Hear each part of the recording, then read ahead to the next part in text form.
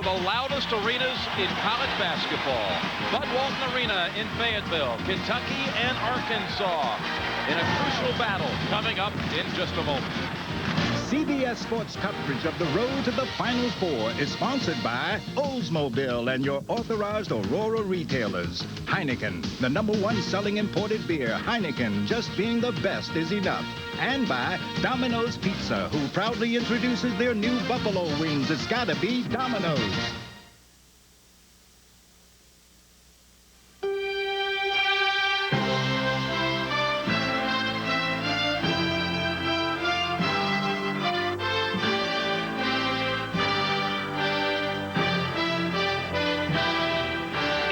To come, you'll be able to say that when Aurora was ready to go, so were you.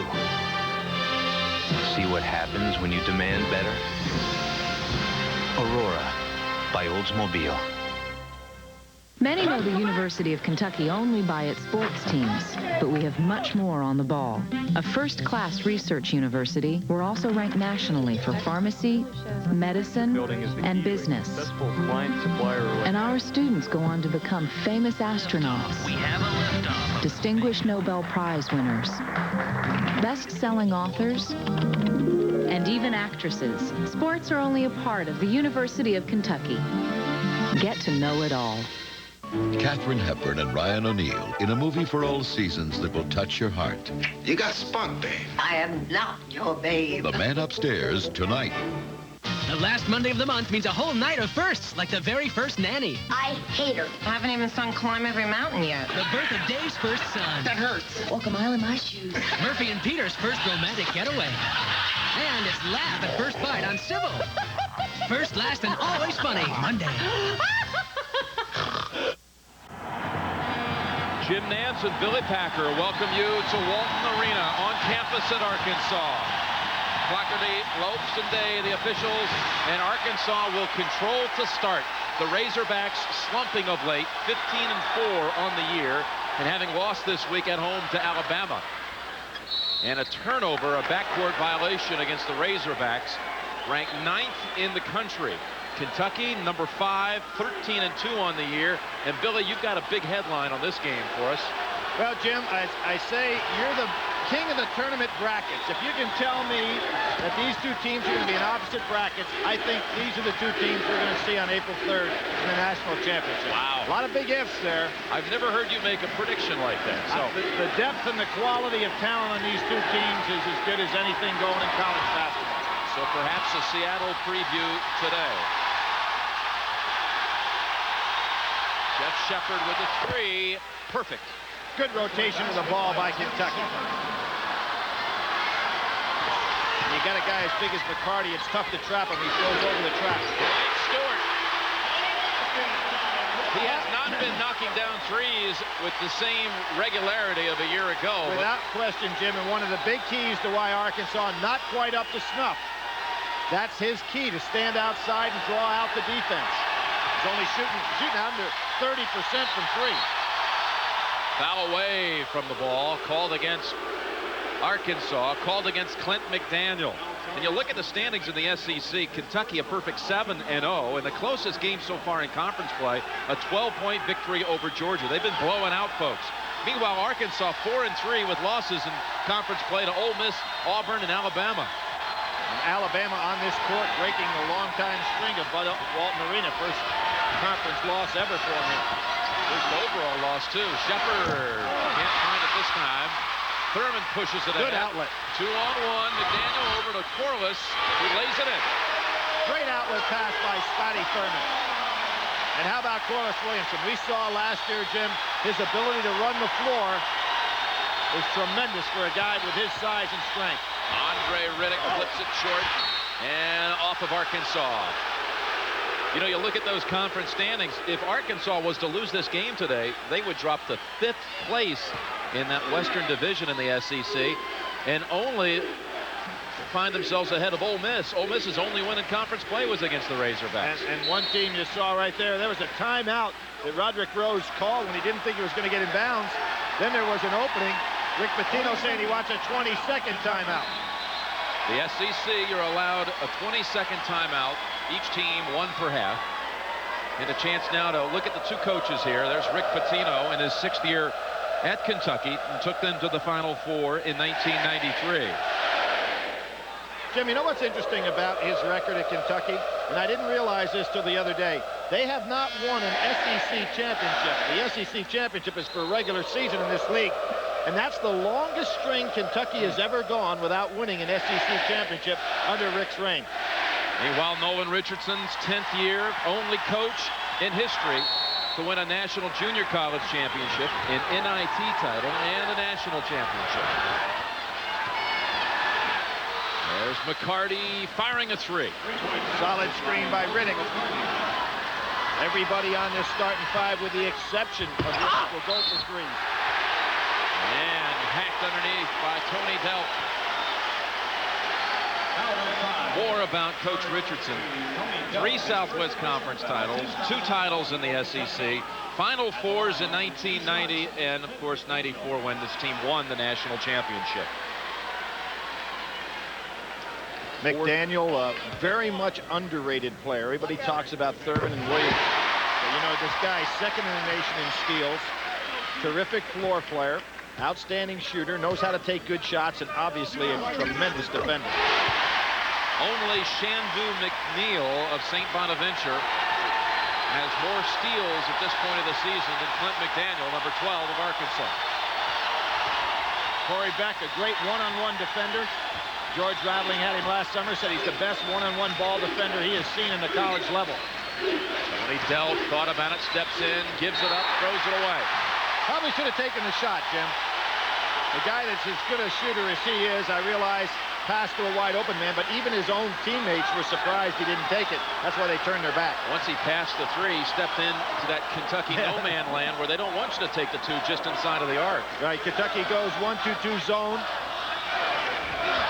Pretty big in the back line and on the wings.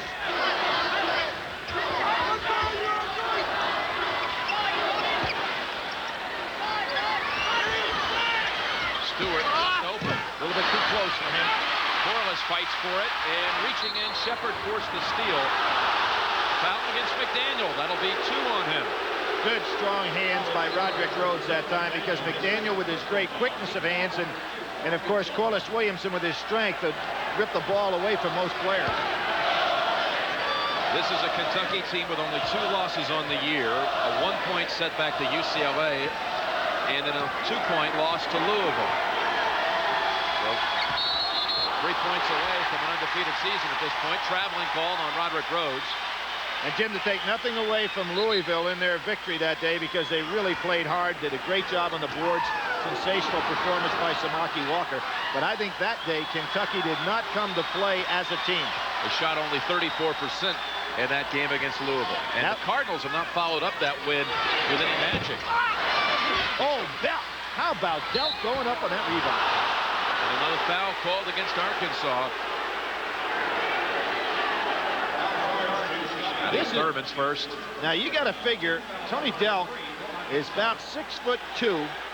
Watch him go up here. Those are his hands above the crowd. Came in from the outside. He's 6'1", Tony Delk. He's a couple of times had 10 rebound efforts in his career. Well, he's averaging almost 4 a game. There he is on the post, has it taken away. That could give McDaniel credit with a steal and a foul called against Kentucky. I think it's McCarty. It is indeed McCarty with his first. Now this is kind of interesting to see Kentucky go so much zone early against a team that previously been known for outstanding perimeter shooting. Now let's see if Stewart gets out on this zone on the wings and looks for his 3. Corey Beck has been able to fire the 3 this year, unlike the previous years. And good defensive effort against Corliss. Boy, what was so great about that is Corliss had his body there and bent away, and Riddick was still able to get it. Rhodes. And out to Shepard. Riddick got by with a foul on that one, Jim. McCarty comes back with a 3, his second of the game.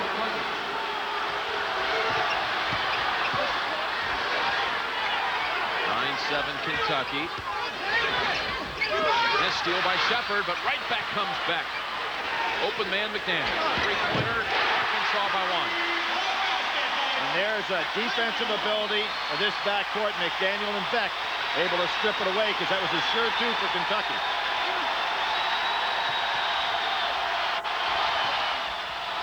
McDaniel with those quick hands almost got another steal. Beck with a piece of the arm. He knows he got it.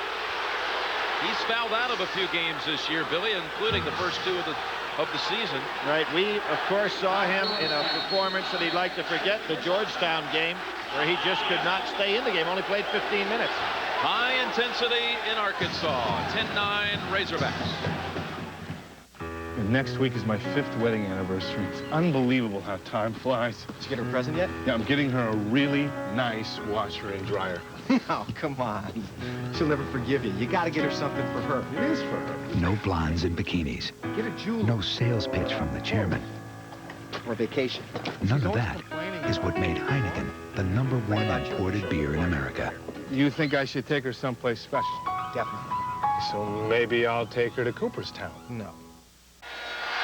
A spotlight on the championship banner here at Bud Walton Arena. 217 straight sellouts for home games for the Razorbacks. They were going to start today Davor Rimac, the senior from Croatia, but he'd been in the hospital visiting the last couple of days trying to pass a kidney stone. Billy, I appreciate earlier you saying I'm the expert on the brackets. I know you're an expert in this department. I've had 3 runs of kidney stones, and Jim, believe me, it is a very painful situation. Not one that you'd feel like playing any basketball. Hardy with 8 points now. Rimac not dressed for the game today, but will be back. They expect Tuesday in a home battle against LSU. There you see Kentucky on the timeout, goes back to their man-to-man. Knocked out by Beck. You know, it's really interesting, Jim. Kentucky has done an incredible job in the last 15 games. 13 of them, they've held opponents to under 4 3-point shots made a game.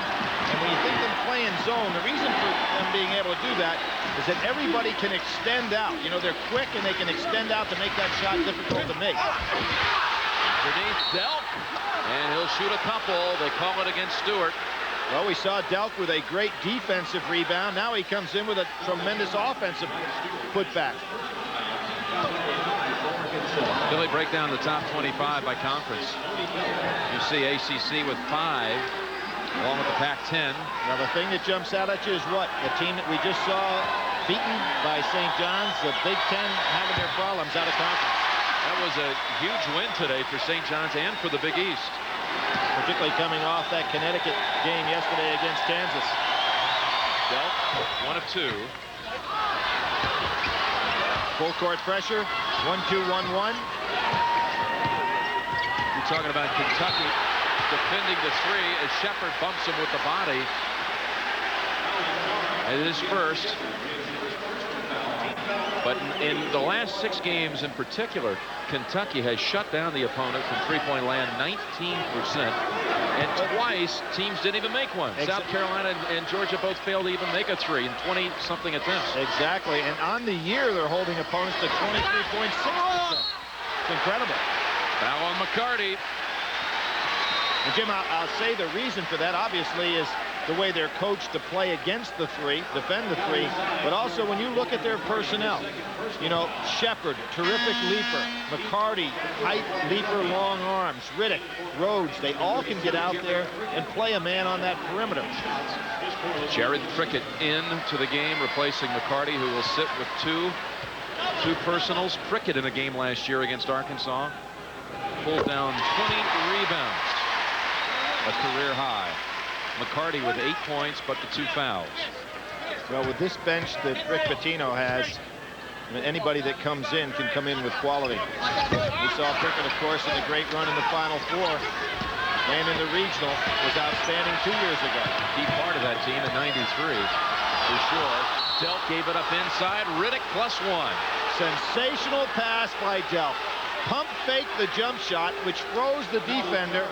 We'll see it right here. See, Corliss Williamson gets froze by the fact that he thinks the shot is going up from 3, allows the pass to go inside. Just a great play by Delk. And now always an adventure at the free throw line. Riddick missing. That makes him now 50% on the season. And that's probably a penny for that style. Shepard, he'll go for the steal. Oh, man, did he. They call a technical on him. Looked like there might have been an Arkansas player underneath. Hanging on the rim. And Rick Pitino is saying the man was going underneath him, but Shepard, the best athlete on this Kentucky team, you knew he was going all the way to jam here. I'll tell you what, I'm not so sure I wouldn't have allowed him to hang on that rim, Jim. He knew that a man was underneath him, and in this particular case, I think the official, and there was contact, the official made a mistake. That was not a hot dog hang on. He had Stewart underneath him, then he had Beck coming up from behind. So Thurman will shoot the technical. One more. And Rick Pitino is saying to the official, that was a bad call, and I really agree with him. And one of the things, Jim, you know, we've seen a tremendous job by the Rules Committee and by the officials. They've really cut down on the hanging on the rim and the hot dogging in college basketball. That particular case, I think that Shepard had to feel that he could be undercut there. See, there was the body. He got actually right there hit. underneath him. Sure, and the man's underneath him. A bad call. Shepard was replaced by Anthony Epps, and when Shepard went to the bench, Pitino told him it was okay, and he did not like the call. That was clear. Not to worry about it. And they're back in that zone again. 1-2-2. Epps. Now, could we be seeing Dillard come in? If Kentucky's going to play this much zone, are we going to see the long-range bomber come in and explode things and allow Corliss Williamson maybe to get on those offensive boards some? Here's Anthony Epps, the sophomore guard from Lebanon, Kentucky. Stolen away, actually blocked by Stewart. Now he's on a break. And they call him for a double dribble. Boy, that was too bad. Stewart made a tremendous effort on the steal to avoid getting the steal. Watch this right here. Terrific job on his part. Then trips a little bit and just can't gather himself enough. You can't fault him for effort. And that's one thing about Arkansas this year. Although they've been stumbling around, I have not noticed in any of their games a lack of effort. Stewart underneath, yeah. Blocking shots, making threes, pulling down rebounds. Thurman, three-pointer, yes, sure. Good teamwork there. Thurman to Beck, back to Thurman. This is not what Kentucky wants. Prickett bringing the ball up against Williamson. And a turnover. The man who made the most famous shot in Arkansas history, Scotty Thurman. That was at the championship game a year ago. This one today, perfect for the first time from three-point land. Look at the balance on that shot. Beautiful follow-through. A couple of subs come in. Antoine Walker in for Kentucky, number 24, replacing Rhodes. And Reggie Garrett comes in for the Razorbacks, number 23, along with Darnell Robinson, the sophomore center, number 44.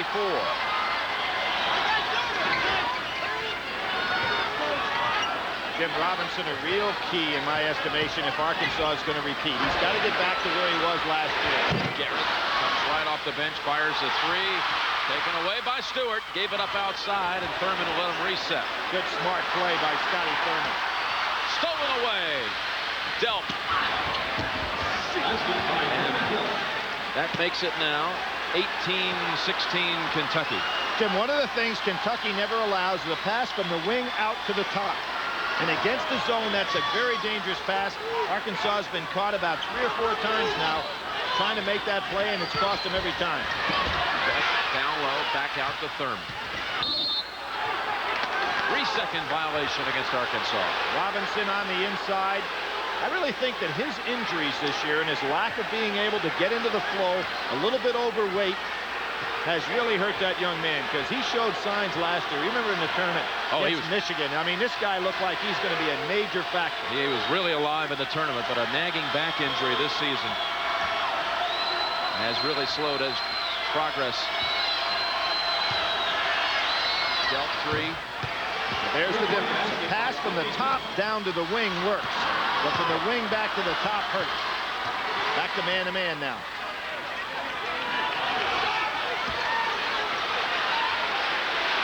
Robinson turnaround. Just not there. Walker's a passer. Delk again. Boy, with that unusual rotation also. He is some kind of shooter. Well, when a guy is averaging over 40 a game in high school, you got to figure he's got a decent shot, even if it looks funny. It's a 20-second timeout called by Arkansas, and Kentucky with its largest lead of 8. Next week, Iowa and Penn State, Saturday at 1 o'clock. John Amici getting a lot of attention. And Syracuse, Kentucky, Big East goes against SEC. Those intersectional battles, Jim, so great to see. And of course, again, you being the master of the brackets, they have an awful lot to do with how many teams from conferences get in and where they get placed. Fascinating thing is going to be who gets the #1 seed in the East. Obviously, UMass has the inside track at the moment, but North Carolina is right there, and you could have made a case for UConn before yesterday and don't rule them out. Nope. There's a long way to go before they make the selection. Well, we hit Selection Sunday in 5 weeks. And what is interesting, both Massachusetts and North Carolina dodged huge bullets to enter this week in as good a shape as they'll be in the polls. Every timeout, Kentucky changes their defense. Now back to their man-to-man. A little pick and roll for Robinson. Don't take advantage. Beck banks it home to stop that 8-point run.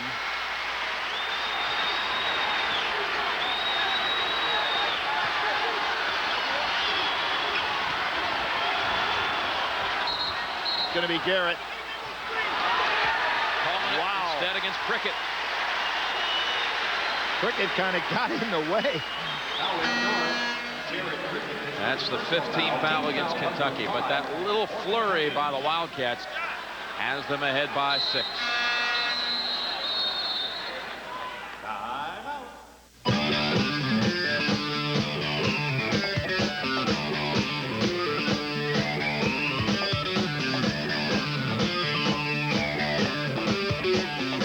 When billions of dollars worth of mission-critical computing is threatened, who do people call?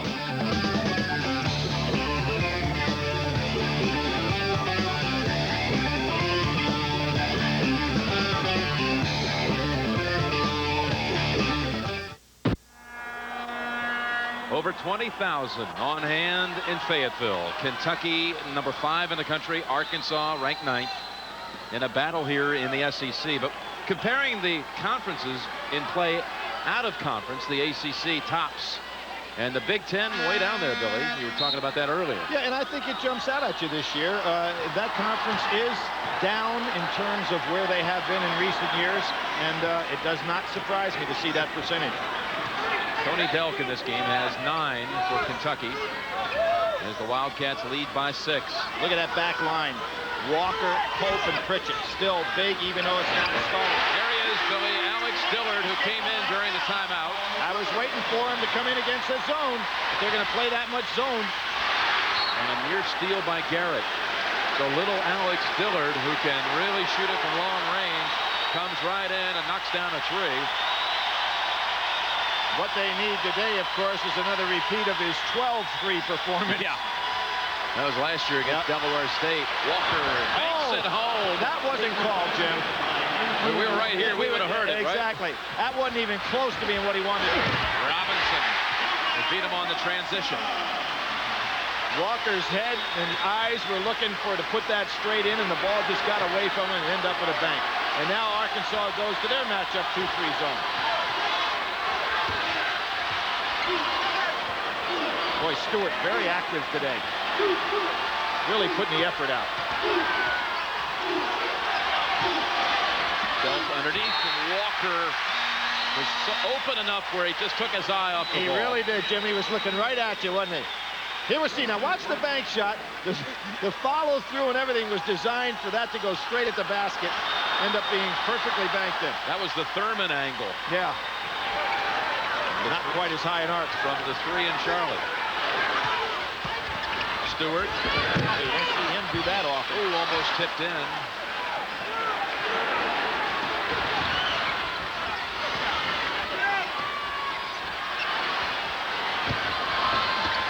Andre Riddick almost stolen.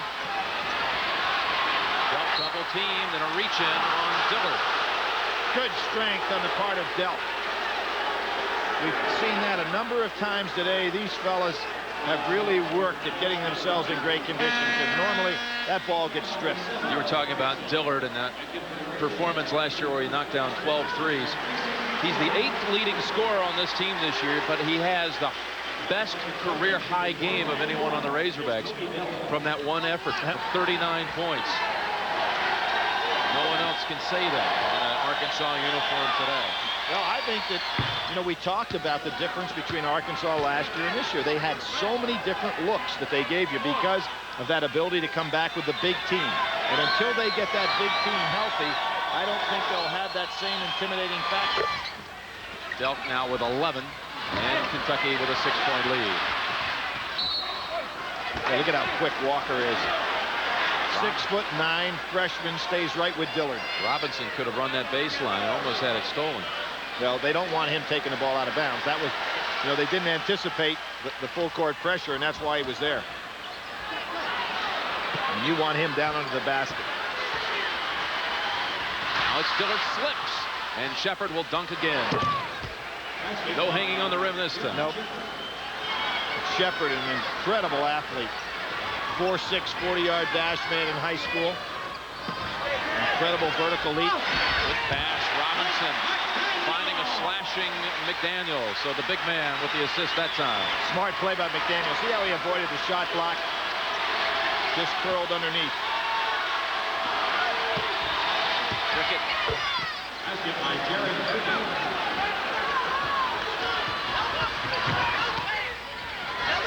Baseliner. Rattles out. Delk with another rebound.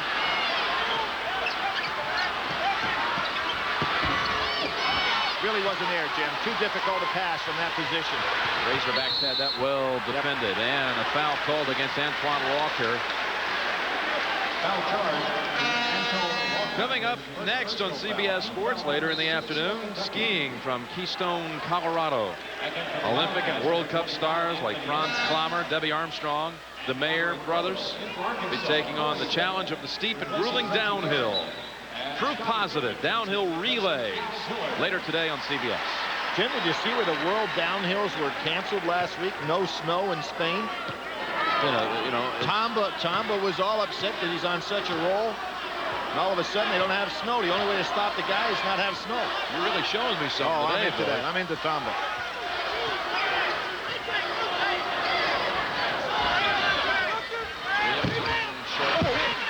Robinson put back.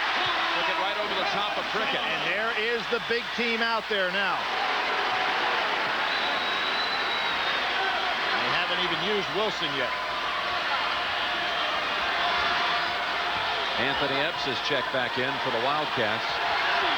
Not the threat out at the top of the key that Shepherd and Delk are. Rhodes.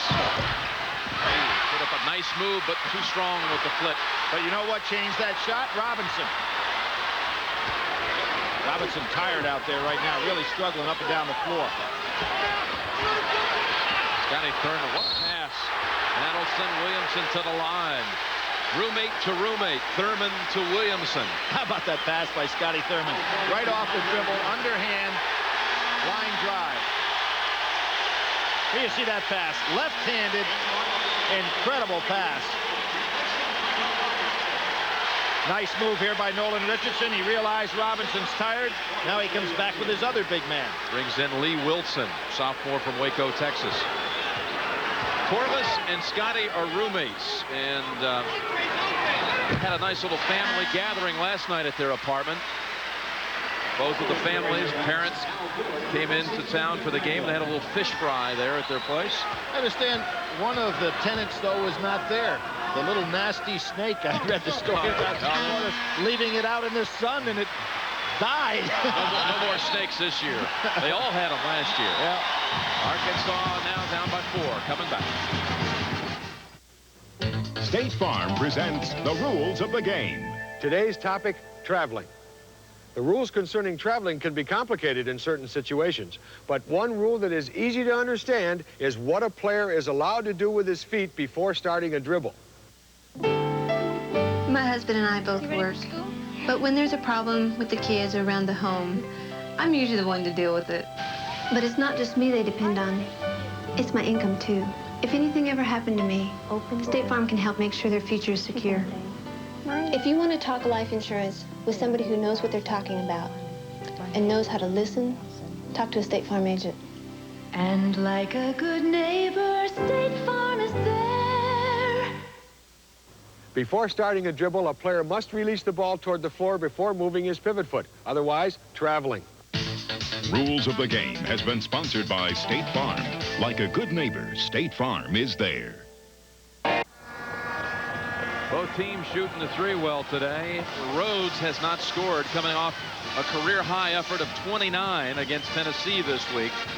Rhodes has missed his first 2 shots from the field, and Tony Delk was saying, Billy, it seems like if Roderick misses his first shot, he really gets down on himself. Well, we had Roderick, obviously, in the Louisville game, in which he played extremely poorly in that game, and then was benched thereafter. I don't know why he would get down on himself. Certainly has a lot of talent. Now he's got to be a leader showing experience for this club.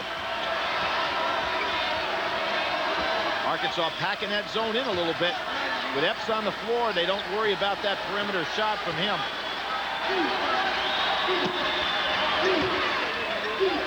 Epps pulls the three, pulls the trigger and misses. That may be coming off the scouting report. Let him have the three as opposed to Delk. Corliss wanting to drive on Prickett. Prickett bumped him with the body. Now there's the people that wonder about him in the next level because they see him in the low post all the time here at Arkansas. Say, well, I don't know if he could put it on the floor. That's a pretty good example that he can. Second on Prickett. Williamson will shoot a 1-and-1. You know, I really think of the way he plays and his style of play, with playing in the low post. I think that Corliss Williamson can do a lot more things in basketball that we get a chance to see, but he's so willing to play within the framework of the offense. Kind of like Charles Barkley when he was down at Auburn. A lot of people draw that comparison. Yeah, you never knew that Charles Barkley could stand outside and shoot the three and drive by people and create shots. I mean, he was a low post player there. Williamson was 7 in this game, and Arkansas, one time down 8, is now down 2. Roderick has to be careful of dragging that foot on his pump fake.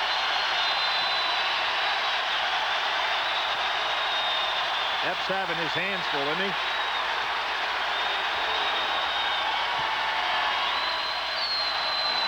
Walker called for it back and lost control of it as Wilson had a hand on the ball as he went up for the shot. I really like what Arkansas is doing with their big guys today. They're making an entirely different look.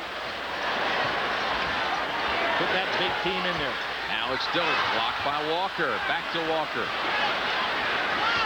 One of the things Walker's got to do, Jim, against his zone, when he gets the ball down in the post, he's got to catch it and throw it out right away. Delk. Man, is he hot today. 14 for Delk. Had 2 big games last year against Arkansas. Berman can't counter. But Lee Wilson's there. Oh, missed the chippy. And Riddick with the rebound. Delk again. Why not? That's wow. 17 of Kentucky's 39. It had perfect rotation, Jim, but it was going at a 45-degree angle. Really unusual. I don't think you could find many people that could even shoot the ball that way. A wicked side spin.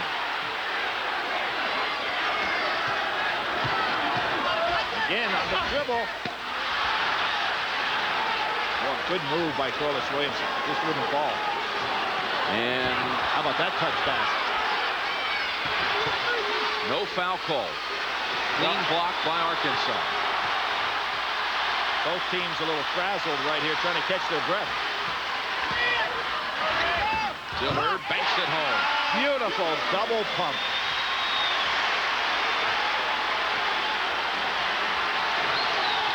(39-33) Wildcats. Delk again off the mark that time.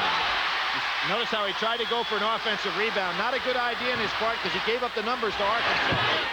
Dillard coming down so quick. Dillard should have looked to pass that ball ahead because they had Delk way out of position.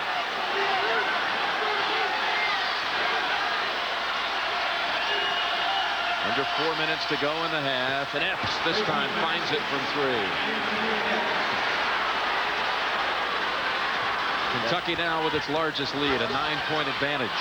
That 3-point Kentucky attack just buries you when they hit so many of those. Foul called against Delp. Kentucky has already made 9 of 13 from 3-point land. Their record is what, 21 as a team. Prior to this, they hit against North Carolina, but in the league, I think against South Carolina, the 17 is their new league record. Set earlier this year, matched earlier this year. So they're on target today to break that. 21, a national record. Yep. They also hold the national record for attempts. Season record, attempts and made. So Rick Pitino has instituted the 3-point system and carried it out very well. 1-1 for Corey Beck. His teammates are calling him Coral Beck instead of Corey, because when they were over in Hawaii playing in the Rainbow Classic, he stepped on some coral and swimming in the Pacific Ocean and took 6 stitches to repair the injury. Had a great showing over there, even with that. That Nick, 30 assists in 3 games. Right. Corliss Williamson being the MVP of the tournament. Scotty Thurman also on the all-tourney team. Wow. Right off the bench, Harrison missing a 3. In a game like this, that's not a good shot attempt. You got to get into the flow. And then he commits a foul. So there's a substitution that Rick Pitino's got to question. That's on Chris Harrison, his first, and that puts him in a double bonus now. 10 team fouls. Iowa Penn State. How about the Nittany Lions, Billy? Next Saturday, 1 o'clock on CBS. Obviously, they adjusted to the Big Ten pretty well in football, but they're doing that really well in basketball as well. See Tony Delk and company next Sunday. Kentucky at Syracuse, or Syracuse at Kentucky. Down in Lexington. Jim, a beautiful arena, rough arena, but you know, coming into this arena today, which is my first time, I don't know if I've seen a better on-campus facility than this one. This is a spectacular setting. Timeout on the floor. You always had dreams, big dreams, 18-room castle in the sand dreams. Hey, you were going to pitch Game 7 of the big series, remember? You were going to frug with the Go-Go Girls on Hullabaloo. Yeah. You were going to learn bar chords and jam with Blue Oyster Cult. Dreams. Dreams are what drive us. But sometimes life is good. You get to drive your dream.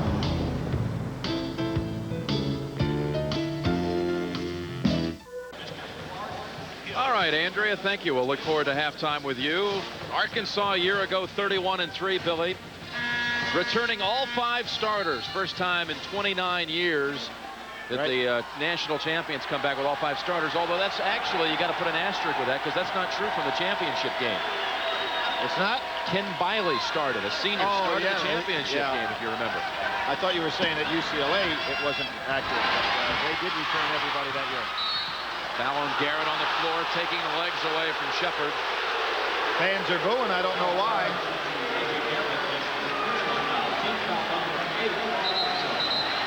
Here we see good hustle on the part of both players, but without question, there was a contact that gained an advantage, and that's what creates a foul. If you make contact, it's not necessarily a foul. But if you make contact and gain an advantage, where in that particular case, if he doesn't hit Shepard, Shepard's got the ball and off he goes. Your friend Danny Ford, the Arkansas football coach now, might like to take a look at that replay and use that for his defensive backs. Or something? Yeah. Spring practice. Well, we see a lot of guys that are trying to play both sports. Sub in for Kentucky. They brought in the freshman Alan Edwards from Miami, number 22. 1-1 for Shepard. I would imagine Danny Ford is here with some prospects today, if that's legal by NCAA standards. Big recruiting period now for college football. Signing date comes up on Wednesday across the nation, college football. Throw right over the top of the zone press. An Arkansas team that had not lost in this arena until this week. Alabama handing the Razorbacks their first loss in Walton Arena, and Stewart with his second 3 of the afternoon. Over the top of Pope. And that goes to show you the range that Stewart has on that shot. Real blessing for this club when he can extend that defense, particularly when he pulls a big man outside as he did Pope. Walker on the blocks. Traveling call. 6'9" Dwight Stewart. You see, Jim, he is, with his range, he is about 3 or 4 feet beyond the arc. So Pope, who wants to be inside as an interior rebounder, has got to go out and play him. So it really helps Arkansas. Matching up the zone. Stewart wanted to pass inside to Robinson. Another three. Yes, good again. Scotty Thurman. Stewart's having really a fine game today. Not only hitting the three, but his decision-making has been excellent. Great effort out there. And the Hogs have come back to get within 2. They were down 9 at one time. Edwards 3.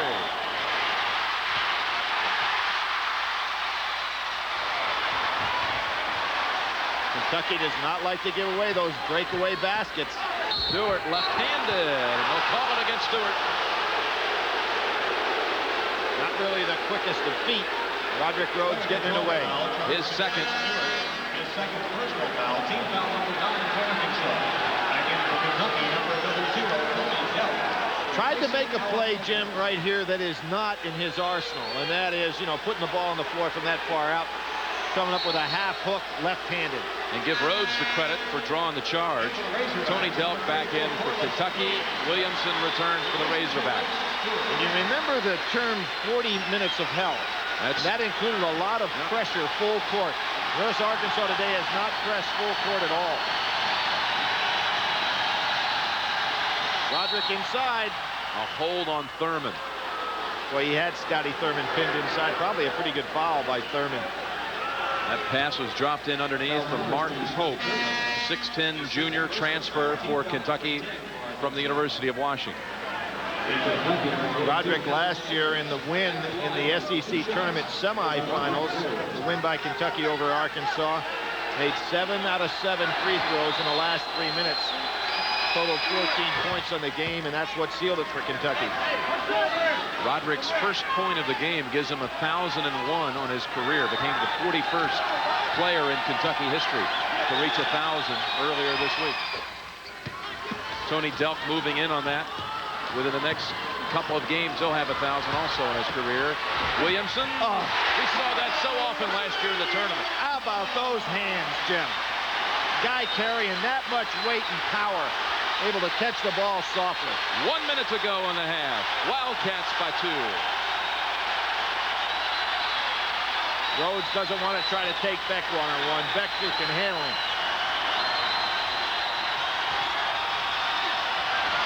Short. And Beck boxing out underneath. Gets Pope to commit the foul over the back. Terrific period of defense, and there is. We missed the actual catch, which was sensational right before that, but then Williamson shows how he can go on inside. 2 shots for Beck. If he makes them both, he'll tie it. You know what I enjoyed about the catch that he made on the play, Jim, is there really wasn't a good angle for that. He almost had to catch it over his shoulder.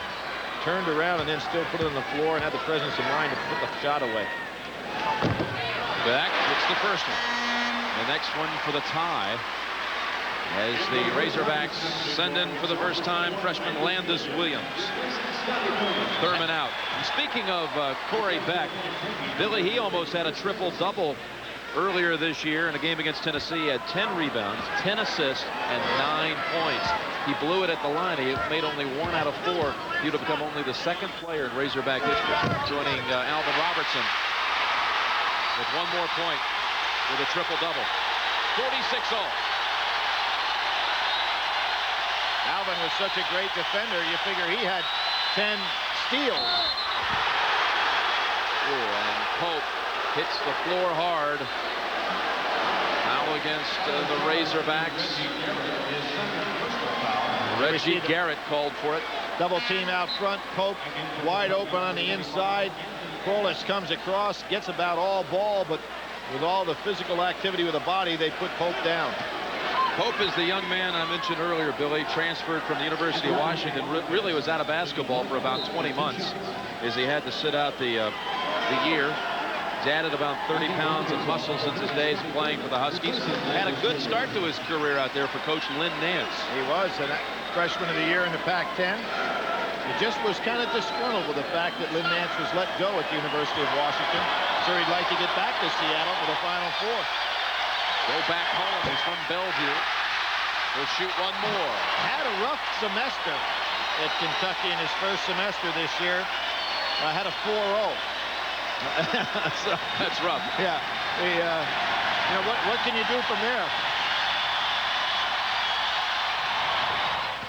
47-46, Kentucky. Yesterday we saw Jock Vaughn and Jared Haas. Oh, Thurman dribbled it right out of bounds. So the backcourt combination there. Vaughn, for the first time in his life, had a teammate with a higher GPA than he did. Haas beat him out with a 3.81 to a 3.80. Unbelievable. It is. Harrison comes back in. Harrison had a rough 20 seconds in his last time on the floor. Committed a foul and missed a three. He's standing down here in the corner. Look at Beck. I think Beck's going to get ready to go out and charge. Too late. Shepard. Excellent defense by Garrett. Pennzoil at the half coming up with Andrea Joyce. Feature on John Amici. Heart of the Lion coming up. See if they get a good shot here. Oh, Harrison almost stole it. Garrett inside the midcourt. Strike! You can see it all the way. Terrific job by Garrett. We had the perfect angle on it, Billy, when it left his hand. You could tell it was going down from midcourt.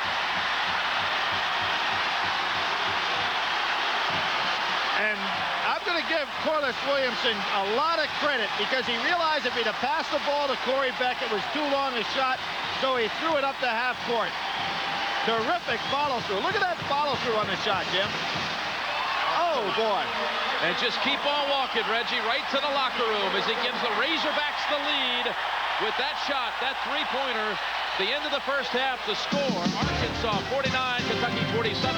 Andrea Joyce will be along after this message and a word from your local station. CBS Sports presents Pennzoil at the Half, sponsored by Pennzoil. Now with the Pennstar molecule, Pennzoil works like liquid ball bearings.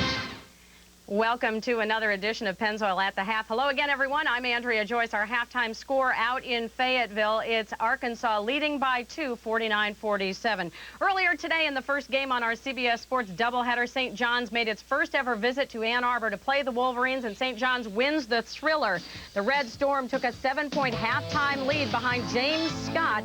He had 17 first-half points, but the Wolverines stormed back in the second half as freshman Maceo Baston steals the inbounds and takes it all the way in for the jam. Michigan led by 3 when Scott tied the game with this one from three-point land. After the game, Scott talked about some of the weight that had been lifted from his team's shoulders. It takes a lot of pressure, I tell you. I mean, we can go back to school and relax and not have people getting on us and telling us we're not that good and things like that. But I'm really proud we came out with this win today. Right now, let's quickly fire up the at-the-half scoreboard for you. We begin with number 16, Wake Forest, trying to rebound from yesterday's heartbreaking 1-point loss to North Carolina. They are leading Vanderbilt in the second half. ACC action, Georgia Tech is trailing Florida State by 1 at halftime in Tallahassee. Pat Kennedy mania is running wild these days. Tech's Mike Maddox got the Yellow Jackets going with that three-pointer. That made Bobby Cremins happy. The Seminoles stayed close, though, as Andre Reed dunks the ball after the pass from Bob Sura.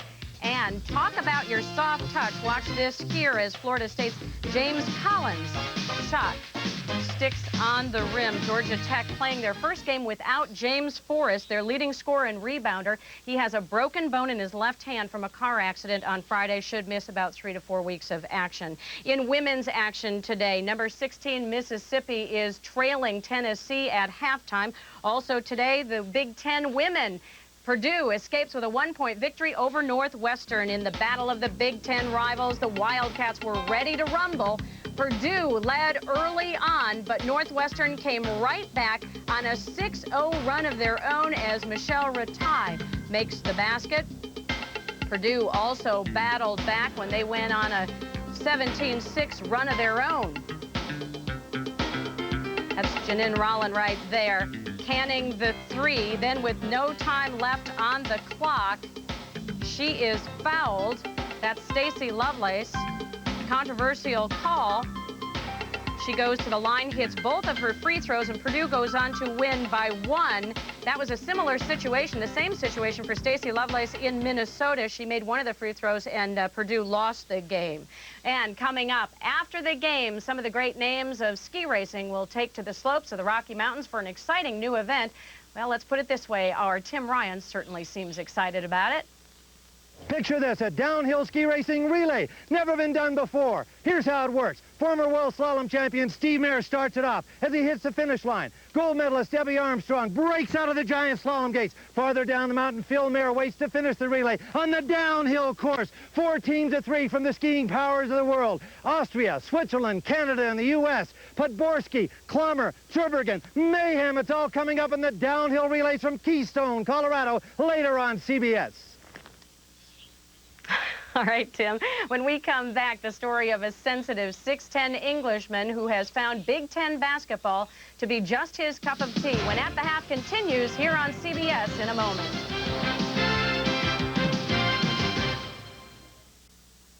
Welcome back to Pennzoil at the Half. Most college basketball players can put English on the ball, but everything about Penn State center John Amaechi is English. As a result, he's put a different spin on his game, his extracurricular interests, and even the image of basketball on a football-crazy campus.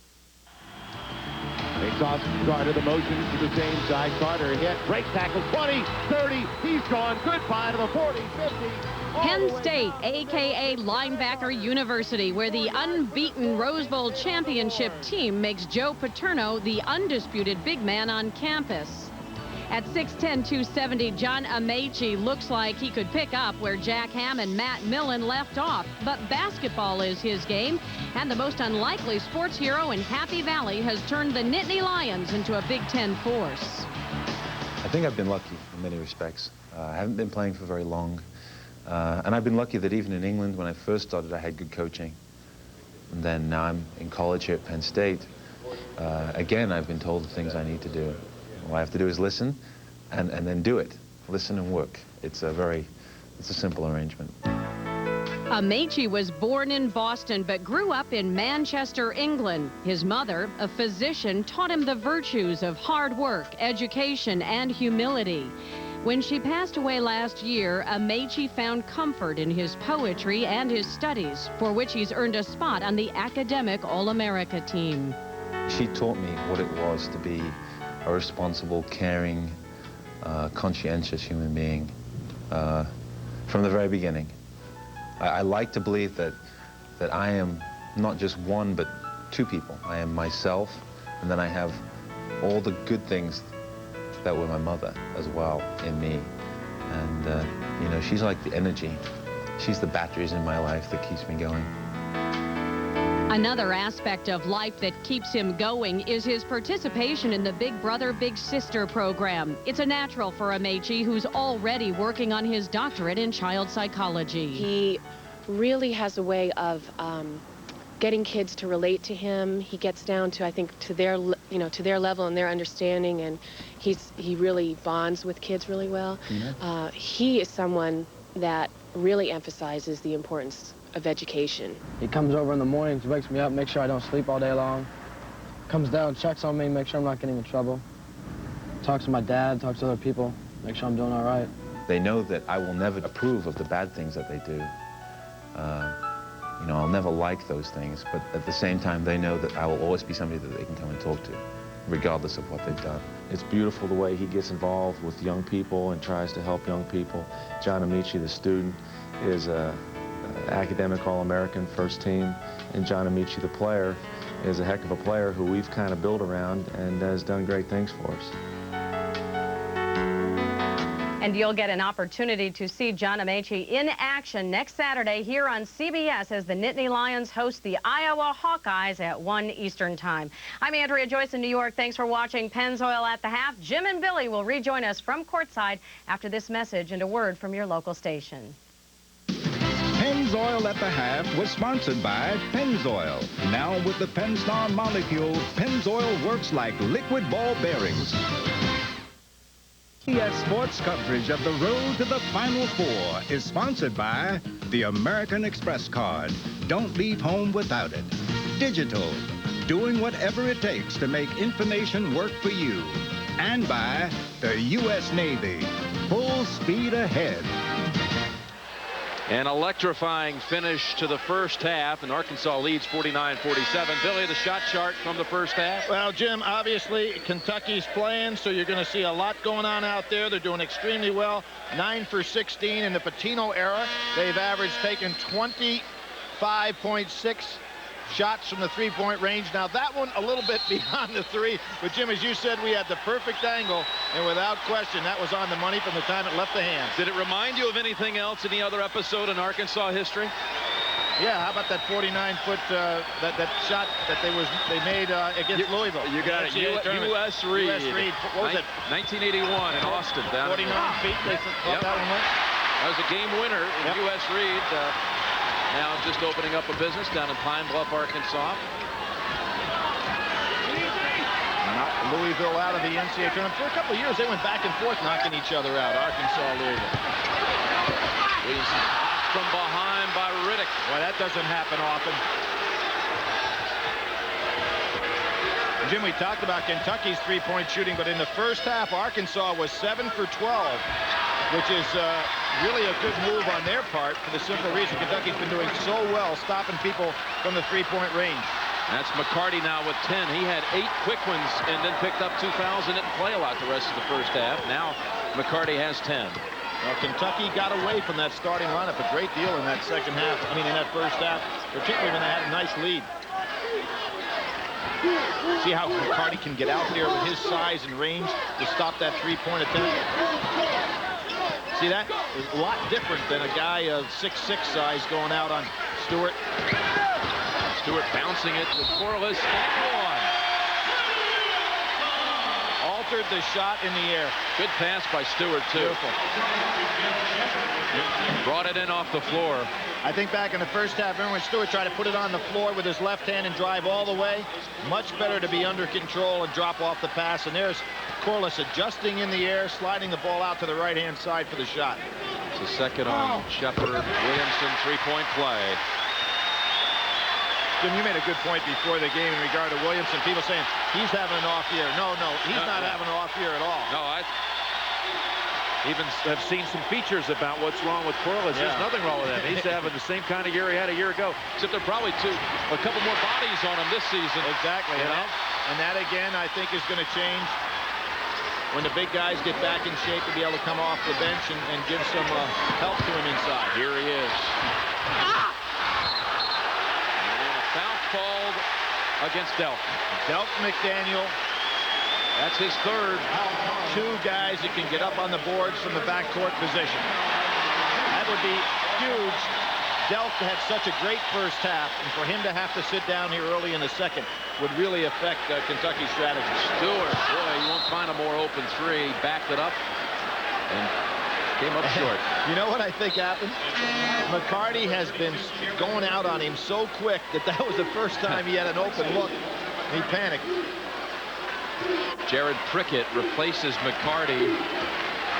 And since McCarty lost sight of Stewart, he gets yanked right away. He gets yanked for a defensive mistake, even though his man threw up an air ball. How about Delk trying to post up inside? Rose. Big shot here. Got it. That's a 2. He was in a little bit of a CBS slump before that one. I'll explain in a minute. Here's Thurman. He'll shoot the 3. Yes. 3 men around Williamson. Wisely threw the ball back out to Scotty. Good judgment on the part of Corliss. Hogs by 4.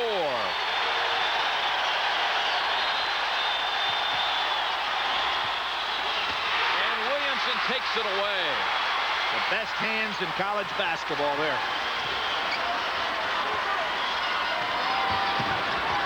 Corliss puts it on the floor. Look out. He is taken over. And Rick Pitino says, I'll take a 20-second timeout.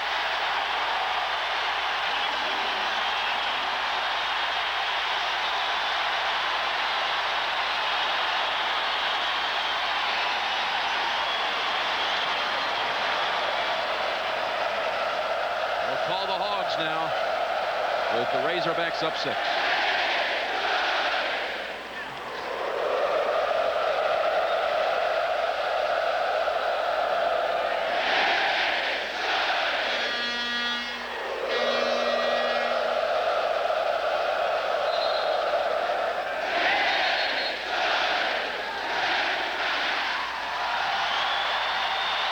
You know, we saw that Andrea Joyce feature on At the Half of the St. John's, Michigan game about how he had been taken off the weights because Nolan felt he was getting too stiff and was losing his flexibility.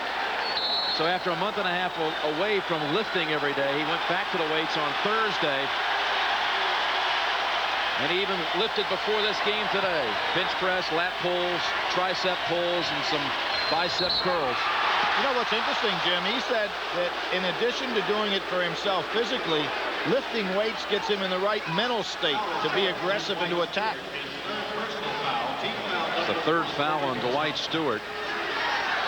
What might have hurt him as much as anything, though, is being off of activity because of that wrist injury over the summer and getting up to 285. You know, he can't carry 285. 265, yes, but 285 too heavy. Rhodes will inbound. I was mentioning before a little CBS slump. Rhodes was 0 for 9 from the floor against Marquette. And the Wildcats were knocked out. Then was 1 of 9 from the field against Louisville in a game we had earlier this year, and then missed his first 3 shots today. 1 for 21 before he knocked down his first shot of this second half in his last 3 games. You know, against Arkansas. I mentioned Jock Vaughn yesterday, who had the sensational game for Kansas, and the day before in practice, Jimmy, he came up to me and said, hey, you're here again. That's bad luck. You gave us bad luck in Indiana. I said, I didn't give you bad luck in Indiana. You guys just played badly. And after the game yesterday, he came up and said, we played a little better today, didn't we? And without question, sensational game by Roy Williams' club. And a great environment there for both the men's and the women's game. Billy, we saw Stewart go to the bench with 4 fouls for the Razorbacks. So what does that mean? It means let's see what Robinson and Wilson can do for this club the rest of the way. Short. A drive this time, and that's a charge. Williamson holding his ground. Good job by Williamson, and Shepherd has got to be thinking here. You know, you got to pull up and take the short jumper. Williamson can definitely withstand that kind of physical punishment. There's a full court pressure from Kentucky. Williamson wanting to go long on this.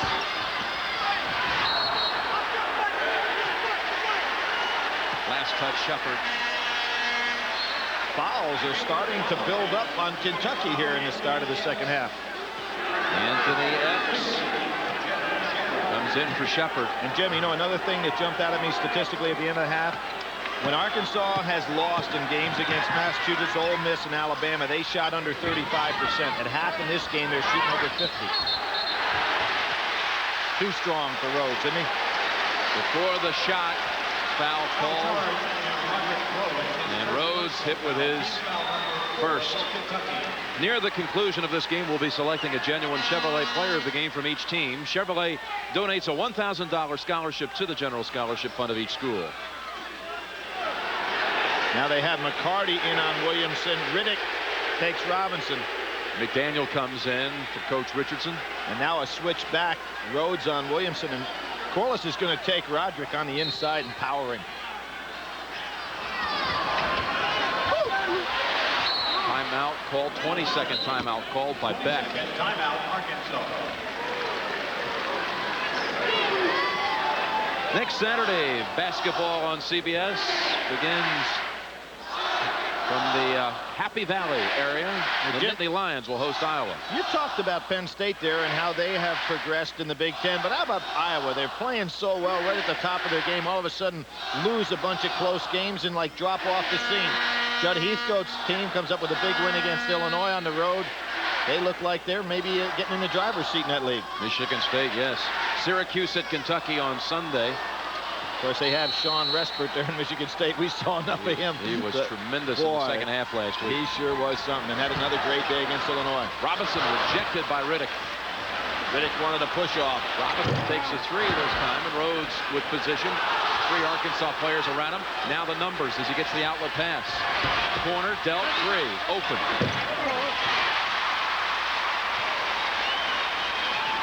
(57-51) Arkansas. Boy, Corliss Williamson runs the floor so well. He almost caught that one up and in. No basket, foul against Riddick. His second. I realize that's not going to count, but that was as good a play as a guy can make. Watch this catch in traffic.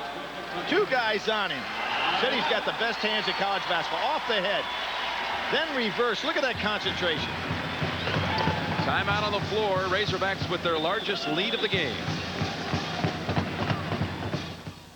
Oh, my son, the graduate. So, Nikki, any plans now that high school's over? You can always come work for me. Not if you're smart. You know what I think you should do? Stay close to home. You got plenty of time to work. Take the first thing that comes along there. Give Anthony a call. So what are you going to do? Well, I'm going to study nuclear propulsion for satellite navigation. In the Navy. Oh, great. Way to go, Nikki. For more information on the high-tech skills that can help launch a career, call 1-800-USA-NAVY.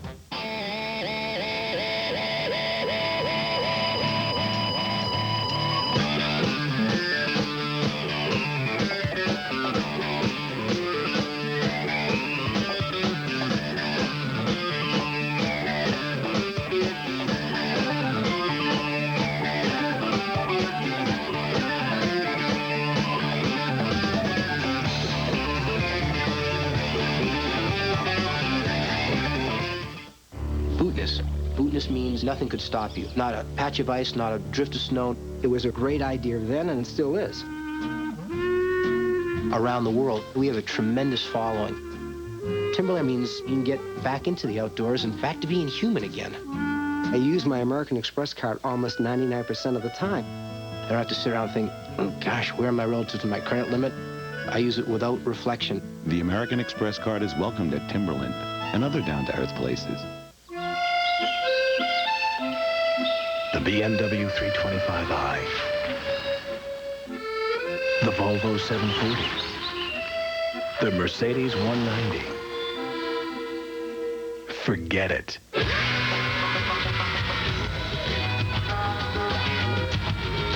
Introducing the all-new Chevy ZR2 Extended Cab. The official pace car of the next generation. Saturday, Big Ten battle. Sunday, Top 10 showdown. NCAA hoops. Next weekend on CBS. Shows you the balance in college basketball. UMass, lucky overtime situation to get in there. UCLA gets beat. North Carolina goes to the wire, almost loses at the buzzer yesterday. Kentucky behind now. Connecticut drubbed. Top 10, spell it balance. The rest of the nation is all right there with them. Kentucky with the steal. Delk on the break. Robinson giving chase. Call it intentional. Now there was a case. Robinson wanted to do what would be good, fair play here. He didn't want to hurt him, but look, he didn't go for the ball, grabbed him. So it was a mental breakdown by Robinson, even though his intentions, sportsmanship-wise, were very good. So the intentional foul will give Delk 2 free throws and possession for Kentucky. You know, that's not what the rule intended to stop. They intended to stop guys going down and pushing a man or knocking him from behind. Robinson actually was trying to protect Delk. So from a standpoint of the score, Jim, he'd have been better off trying to block the shot. You can see him come right here. No question, his intention was to hold him and make sure he didn't get hurt, but he never went for the ball, so it has to be called intentional.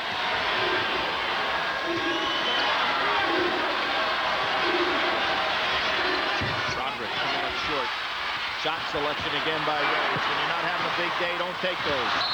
Beck cross court, and it slipped away. Bud Walton Arena on campus in Fayetteville, Arkansas. Snowy day outside, but hot action inside. 20,000 on hand. Jim Nantz and Billy Packer. A matchup that Billy Packer says could be your national championship game, April 3rd. Rhodes with the 2. There's the difference, Jim. Roderick, when he's not having the big day, should slash and get inside till he gets his confidence going. Not pulling up, taking 20-foot jump shots. Williamson flips it to Robertson. What an assist. You got a double team to stop the man, and he wisely throws it over. Having a terrific day. 59-55 Razorbacks. Rhodes, 3. Starting to warm up now. Makes the other shot.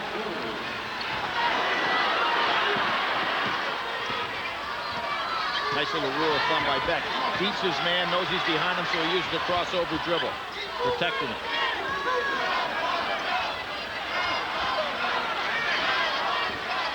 One-point lead for the home Hogs. 14:20 remaining. Under 10 on the shot clock. Telegraph the pass. They'll operate with 7 on the shot clock. Here is the double team. Down in low. Corliss sees it. Robinson breaks to the basket, realizing he's not guarded. Nice play.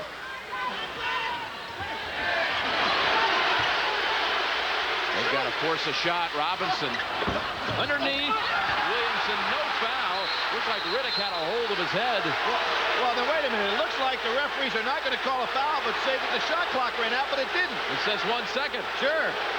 There was, without question, a foul here. And they should have called the foul, Riddick against Williamson. They didn't call it, so the officials were confused and decided to say the shot clock ran out, but it didn't. There's still 1 second left. But it's like the shot clock just stopped suddenly, Billy. Watch this. You're going to see a foul here. Without question.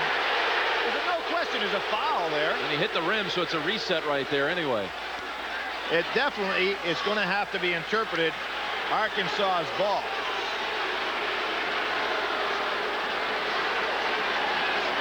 But here's a case where one official missed the call of a foul. Another official tried to go ahead and bail him out by saying the shot clock's out. Billy, watch when Robinson releases it. Okay. Like 3 seconds to go. The clock just stops now. Should reset as soon as Williamson hit the rim, but it was just stuck on 1. Well, in either case, officials have a hard time working their way out of this one because the foul was not called in the first place. So what are you going to give Arkansas the ball with a full shot clock on there? You've got to, Jim, if you're going to try to make it fair. The missed call was Riddick fouling Williams. Without question. And the whistles have been blown. I brought this out yesterday, Jim. I thought it was kind of interesting. The referees for today's Super Bowl, and we're pretending like there is no other game in town but this one, and I know that was not your intention, particularly the guy that's going to tee it up at Pebble Beach tomorrow. but they're going to get gold whistles as their gift. We're going to show you right here. John Clockerty's come over. Here's the replay. Robinson with the ball here in the corner.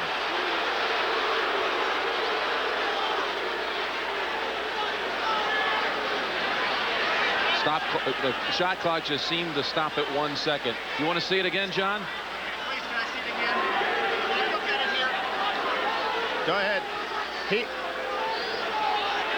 Here it is one more time.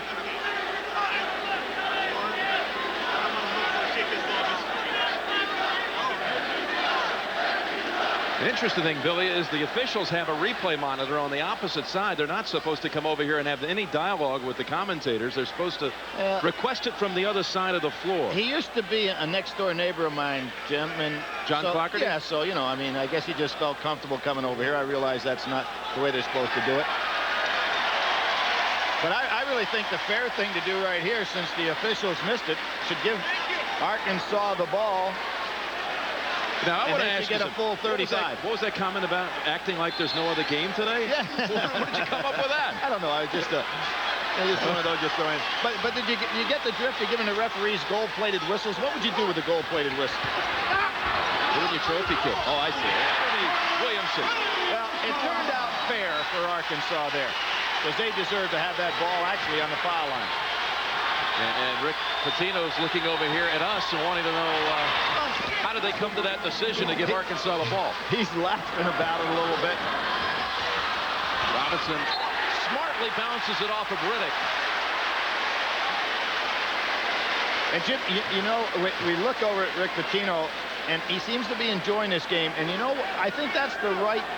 We'll see the replay on the play. Here's Robinson, throws it right back down at the leg. And underneath Williamson one more time, plus a foul.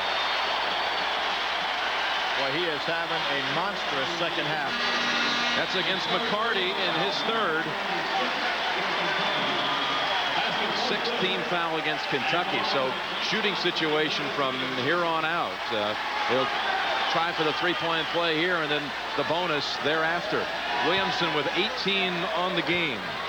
Had a creative day, but even before the game, he was a little creative with that hairdo. You know, he has more little styles that he puts on that thing. He's a stylish player. Yes, he is. We'll have to catch that the next time down. Arkansas goes zone, and they're saying, Kentucky, show me you can make some threes now. Rickett. Great hustle underneath on both sides, and it's off of Kentucky. I think today Robinson is starting to show some signs that he's ready to get back in this attack. Now that he's getting some playing time and he gets himself healthy and in shape, gives a whole different dimension to this ball club. Robinson had really been almost invisible since they came back from Hawaii. He had only 12 points in the last 7 games. But look at him here. Scoring again. Darnell Robinson, the sophomore center from California, with 8 today. So he's... Jim, it's what we're seeing they did in the NCAA tournament last year. They go big, and it's just a different kind of team to play against. Look at the confidence that they're getting with what Robinson's been able to give them inside. Arkansas with a 6-point lead. Epps, three-pointer. Cuts it in half. Second big three of the day for Epps. Go inside one more time. Riddick reached around, forced it out of bounds. That was a sensational defensive play by Riddick, because if Williamson gets that ball, he had him on his hip for a layup. 12:30 remaining. 66-63 Razorbacks. McCarty's back in for Prickett. 2-3 zone. See, without Stewart in the game, got to be thinking Scotty Thurman down in the corner. McDaniel, not a bad three-point shooter. Under 10 on the shot clock. Beck, three. Rattles out. McCarty there for the rebound.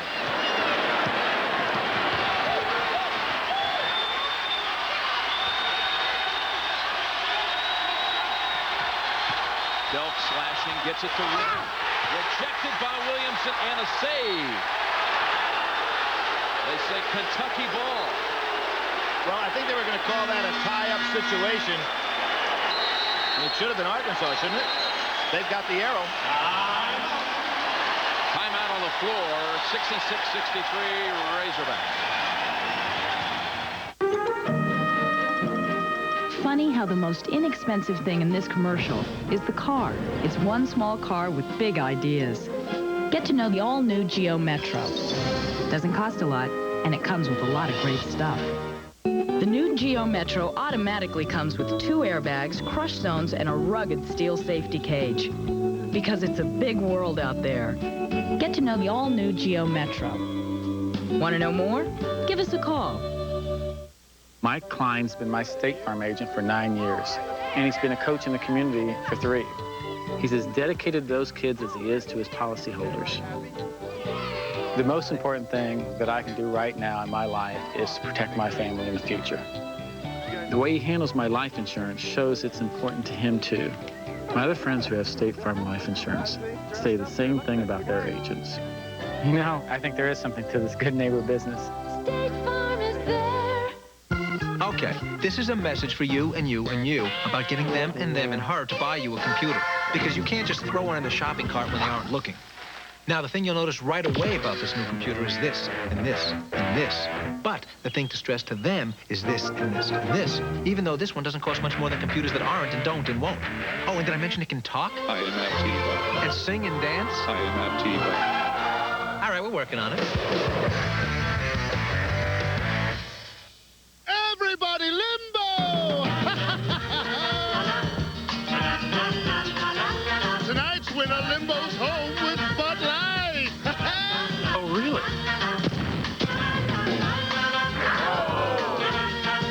Lower. Oh, my. For the great taste that won't fill you up and never let you down, make it a Bud Light. Not low enough. Williamson with 19 for the Razorbacks. Delk with 21 for the Wildcats. Been a terrific contest from the start. Arkansas basketball.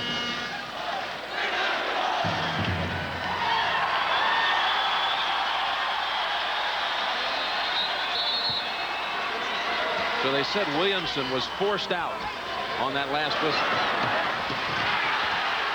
Williamson on the floor trying to save it, but only McCarty there. Now, Corliss had to throw that to a body, not a color. Shepard to Tompkins. Gets the soft bounce. Nice roll, huh, Jim? Garrett. He likes him more from the midcourt range. Riddick with a lead. Tips it once, twice, and over the back.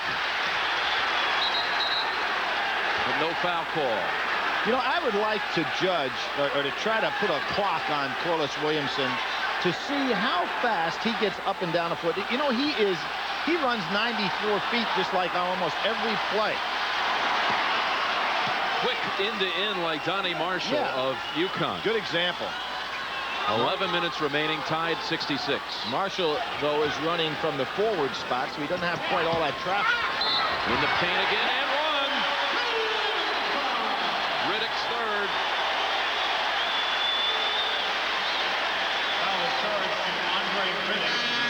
There's that power we talked about. He didn't have to hook because he had so much room that he creates with that body. Watch this.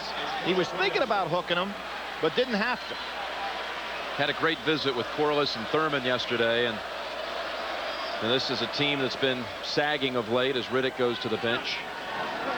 Mark Pope replaces him. And they said, you know, it was more fun last year. Now it's been more like a job this season. 15-4 on the year, and everybody wants to know what's wrong with the Razorbacks. He's the #2 scorer in the league behind Henderson from LSU. #2 in field goal percentage. And they're playing a lot of zone against Kentucky in this half. They really have it extended. McCarty in the paint. Having a good shooting game. He's 5 of 6 from the floor. McCarty plays like a 7-footer at a forward spot. Great wingspan. Garrett, nice slash to the basket to set up the 2. 71-68 Arkansas. Well, we saw in the Louisville game, in the Georgetown game, Garrett explode off that bench as a scorer. Certainly has the potential. McCarty, three-pointer, too strong. Beck underneath for the board.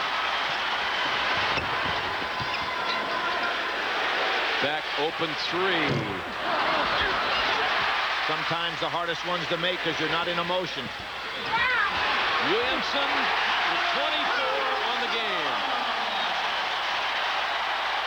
He's on a pace to set a new career high today. Sure is. Got 30 as his career high. 5-point advantage. Delk, block foul against Arkansas's Beck. His second. We've got skiing coming up after the game. The proof positive downhill relays. You were talking about Tomba in the first half. Why don't you handicap this one with the likes of Clommer and Armstrong? Mayers are there. No, I gave you about all I know, Jim. you emptied the bag, huh? Timeout called. Timeout called by Arkansas. We'll be right back.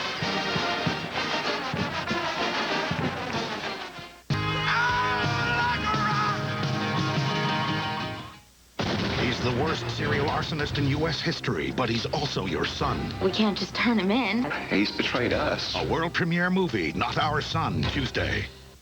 This is CBS.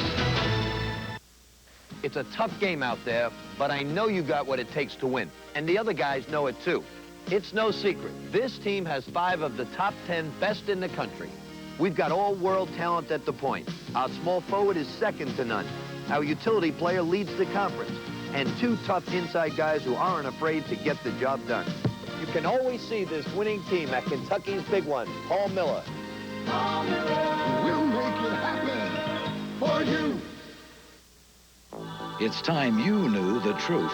S&S Tire is the largest tire dealer in Kentucky. We sell more tires than anyone else. Our warehouse is right here in Lexington, and so are the owners. S&S Tire. Come check out the complete line of Uniroyal Laredo light truck tires. No matter where you like to drive, on road or off, Uniroyal offers a variety of tires perfect for your light truck. Uniroyal, sure-footed mile after mile. Available at S&S Tire, the tire store you can trust.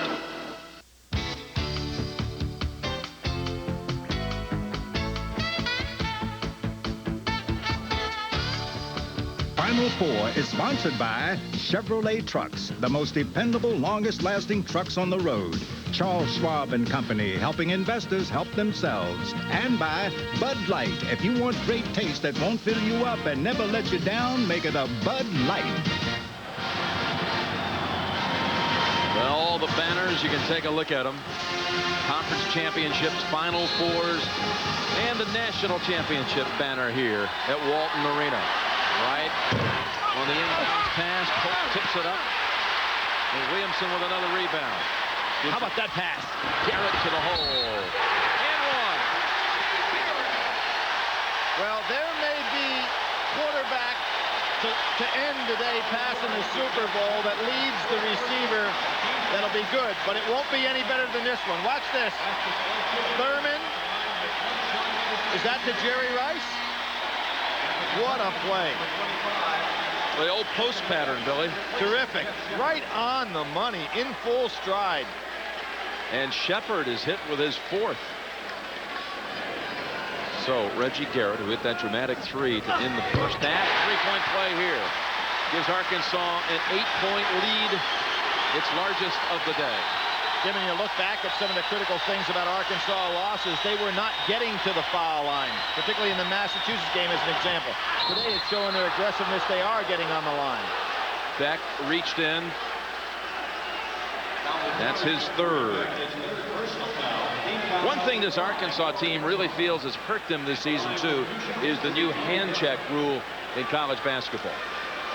Taking a lot of their aggressiveness away. I would disagree a little bit with that. Obviously, they are an aggressive defensive team, but I don't sense today that they're taking anything away from their movement. They move their feet extremely well. That's why they were such a good defensive team. So I think that that's somewhat of an overblown analyzation of why they have not dominated everybody they play.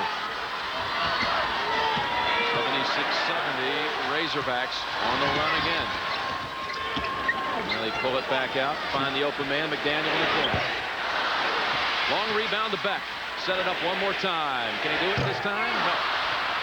See, now they've got their quick team on the floor. Really, you've got 4 guards out there and Williamson. And that's what makes it so tough to play when they can get the big team working well, as they did with Robinson in there. But they stay zoned. Epps gives it up, Delp.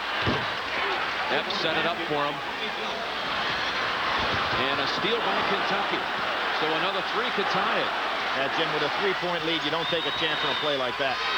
Too short.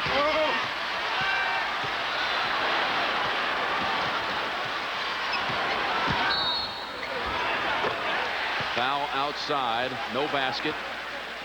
Call against Pope. It's interesting. One thing Scotty Thurman told Bob Deacus and I yesterday at practice is that it seemed like a year ago when there were 8 minutes to go in a game, it just seemed like we owned the court. Everything we wanted to do, we could control it. And now this year they don't have that same feeling. They have 8 minutes, 19 seconds on the clock, and Arkansas leads 76-73. Well, I think there's a couple of things, Jim. I think that first game against Massachusetts gave a lot of clubs around the United States that they played, and they have played a very difficult schedule up to this point. And with the SEC being balanced as it is, they'll continue that way. When an edge is taken off somebody, as Massachusetts did to them that first day, other clubs say, you know, we can do it. Now, if you start building up a point where there's an aura about you, and I think it works the other way. Invincibility. Yeah. Exactly. So I think that, you know, that edge is off. They'll have to build that back up. Reach in on Garrett. A little bit of that hand check right there. Thurman did say, though, come March, I still think we're the team to beat. You can't really argue with that. With the tournament experience of a year ago, you don't want them in your bracket come March. Delk, point. I'll tell you, not an easy team to put away with that great ability on the perimeter. 78-76 Hogs. Respect for Dillard's range. Epps right out on him. Williamson will drive it. Bumped with the body outside by Riddick. And that's his fourth. I'll tell you, Corliss is showing today time and time again his ability to put the ball on the floor and go by people. Plus, he's just too strong for Riddick. Well, he is too strong down a low post, but there he was too quick for him, too. I mean, he was 15 feet from the basket, put the ball on the floor, and went by. That's the 10th team foul, so they'll shoot 2 the rest of the way. He just puts the ball by him, blows right on by him, and you know what? He almost made this shot. Second time today, he threw up one of the impossible variety after he was fouled. Corliss really becomes the second player in Arkansas history who has a chance to be in the running for the National Player of the Year. The other was Sidney Moncrief back in 1979. It was Moncrief, Magic, and Larry Bird in the running for National Player of the Year in 79. What was the order in the voting, you think? 1, 2, 3. I think Bird, Magic, Moncrief. It was Bird, Moncrief, Magic. Was it really? That's against Reggie Garrett. And that's 4 on Garrett for Arkansas. Well, you know, although they were not in the SEC at that time, the Kentucky matchup with Arkansas in the Final Four situation was Moncrief, of course, in 1978. The year before, yep. Magic that year was a sophomore in 79. Epps with a 1-and-1. Of course, one of the great games that I ever saw in NCAA tournament play was Arkansas against Indiana State, the regional finals in 1979, where Bird and Moncrief went head-to-head in the last seconds of the game. There's a traveling call at the end of that game. I don't remember the traveling call, but I remember the tip shot on into the basket by Indiana State to win it. Arkansas was setting up for a game-winning shot, and they traveled. In fact, I believe it was Moncrief, right? Going for the game-winning attempt. They take the basket away and call it against Beck. Good job by Pope to hold position. Now, you were giving me some trivia there. Who made that tip shot from Larry Bird's pass? Oh, that boy. is a tough question there. Oh, wait a minute. Do you have the answer? Yes, I have the answer. The name was Bobby Heaton. How about that one? Good job. Couldn't take it out. I know the point guard ended up playing with the Jazz a little bit in the NBA for Indiana State.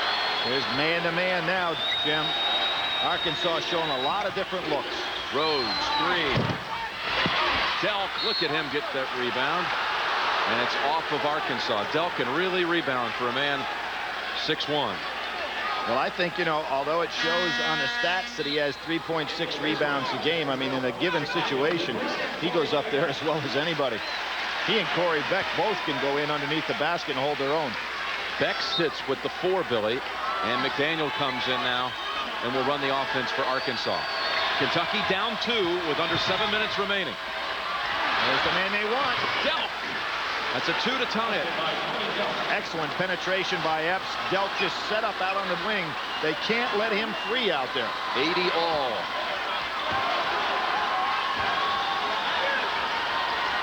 Dillard trying to hide behind the screen to get his jumper off.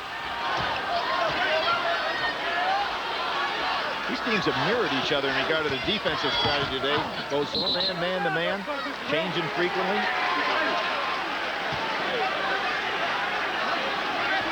The big problem, of course, for Kentucky has been how, no matter what defense they're in, how do they stop Williamson? And the same has been true for Arkansas. What can they do with Delk? Delk has 31 for Kentucky. The answer is not much with either of them. And that is a career high for Delk. Timeout called by Arkansas. Arkansas calls the timeout with the game tied at 80. And remember, tonight you're playing for Bud Light, ladies. The boys are back in town. These guys are good. Who are you calling guys? Yeah. Looks like you're in the finals. Ma'am, for the great taste that won't fill you up and never let you down, make it a Bud Light. You're the defending ladies pool champion? Yes, I am. Trying to figure out what to do with your retirement money? Well, with thousands of mutual funds to choose from, even experienced investors can be a bit overwhelmed. But the new Schwab no annual fee IRA can help, because now you can get Schwab's new Fund Map for Windows free and choose from a select list of mutual funds with proven performance. So, to make selecting mutual funds easy, Maybe it's time to come to Schwab. To perfect the all-new 1995 Monte Carlo, we spent countless hours adjusting the audio controls. You see, Monte Carlo was designed from the inside out to be your own personal space, so every interior detail had to be in harmony. Paying attention to something as small as the texture of a control is what makes Monte Carlo seem more like, say, a $40,000 car than one that costs half that much. Which also makes the new Monte Carlo a genuine Chevrolet. Gillette introduces the next revolution in shaving closeness. Microfins. And they're only on the new Sensor XL. These microfins precede the blades. As Sensor XL's spring-mounted blades adjust to your face, these soft, flexible fins gently stretch your skin, so your beard stands up for the closest, most comfortable shave. Get closer than ever before. Get the new Gillette Sensor XL. Legends from the USA, Austria, Canada, and Switzerland compete as a team in a unique race at the Proof Positive Downhill Relays, next on CBS.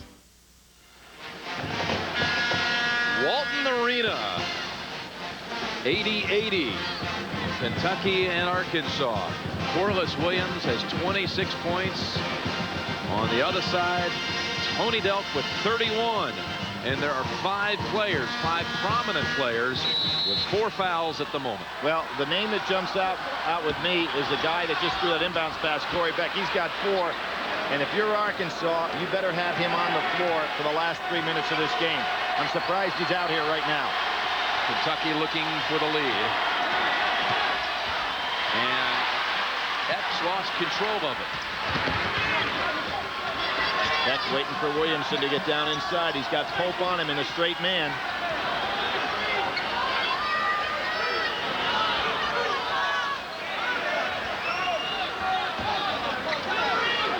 Good rub off by Thurman. They're looking to hit him. Williamson with Pope on him. Stewart fires the three. Out to Rhodes. 5:40 remaining with the game tied.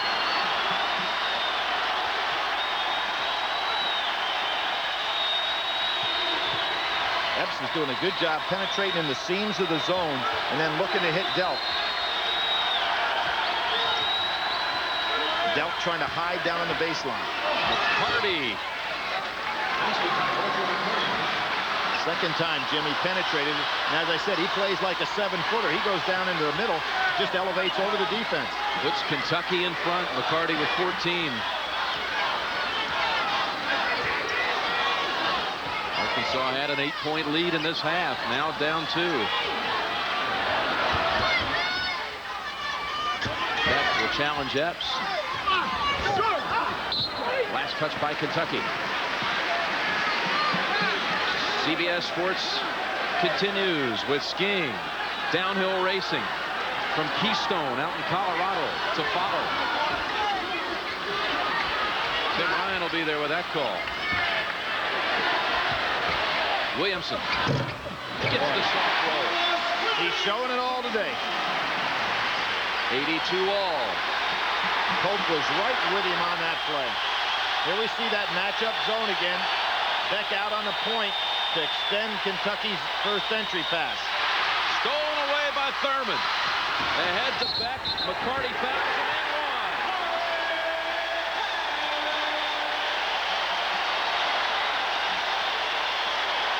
The heart and soul, Jim, of this ball club. Corey Beck again doing it. Fourth on McCarty. Steal by Thurman, set it up at the other end. Beck with that great upper body strength. He just wouldn't allow McCarty to get to him. McCarty a good shot blocker. This Beck just too strong on the play.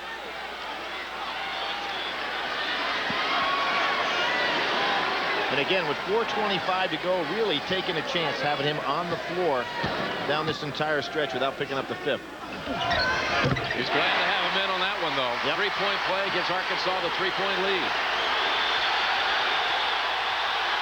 Let's see if Tony Delk can find a way to find an opening here on the penetration to get off his jumper. There he is. Gives it up to Pope.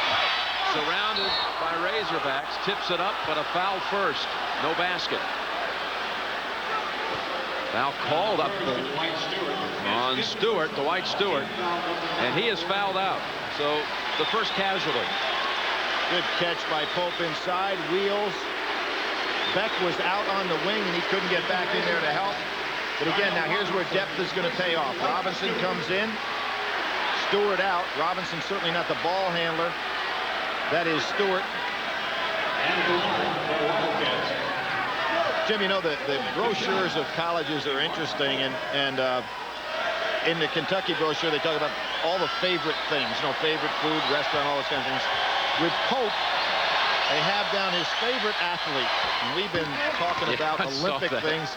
Miguel Indurain, and who cyclist I'm very familiar with, has won the Tour de France 4 times, and he considers cyclists the greatest athletes in the world. He may be right. They also asked Pope to fill in the blank. My goal in life is to what? And he had the most fascinating answer I've heard. Thurman trick. Some shot. Spring music in Fayetteville.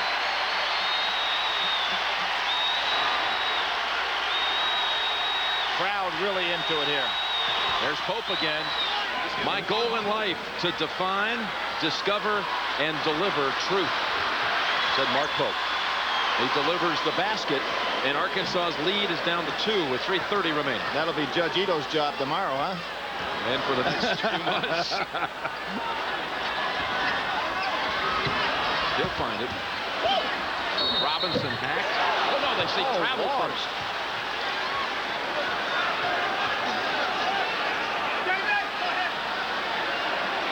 So Kentucky will get possession, down 2.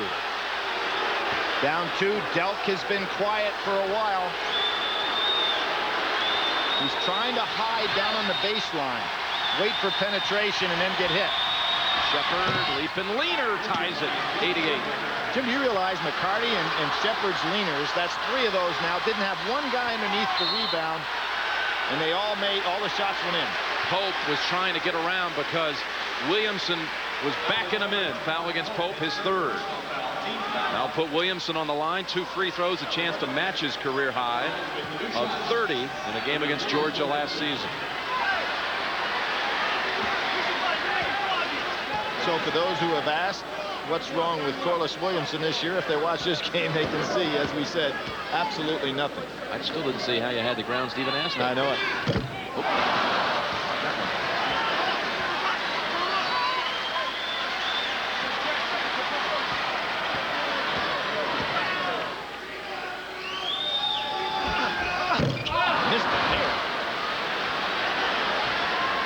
Kentucky with 3 minutes remaining, looking for the lead. They go man-to-man now. McDaniel on Delk. Rose. Williamson. Ball slipped out of his hands. Just as he was ready to make the throw, his arm was hit a little bit, and it slipped out of his hands. And Jim, as Williamson hasn't been out the second half, has he? I don't think so. As a substitution, I think he could be needing that little breather here. He's going to get one because Rick Pitino called for one. That's the first one called by Kentucky today. We'll be right back.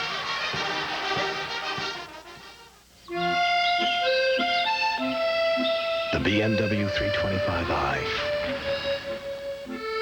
The Volvo 740. The Mercedes 190. Forget it.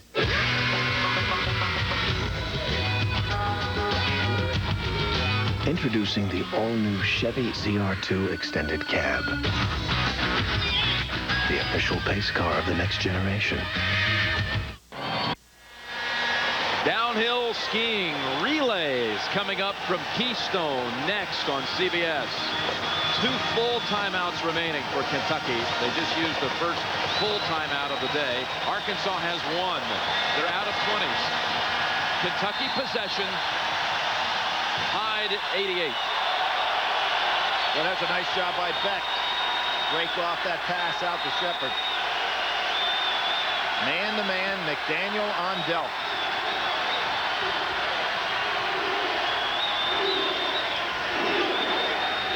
Boy, some great matchups here of talent. Delk. Set up to the open 3. Rebound snagged by Thurman. Sneaky player, isn't he? All those big hands up there, Scotty pulls it down. I thought Kentucky was going to come down with it. Yeah. You're right. He just somehow snuck in there. Boy, Pope's got his hands full now because you know where Arkansas would like to put the ball. Right down to Corliss Williamson. Under 2 minutes.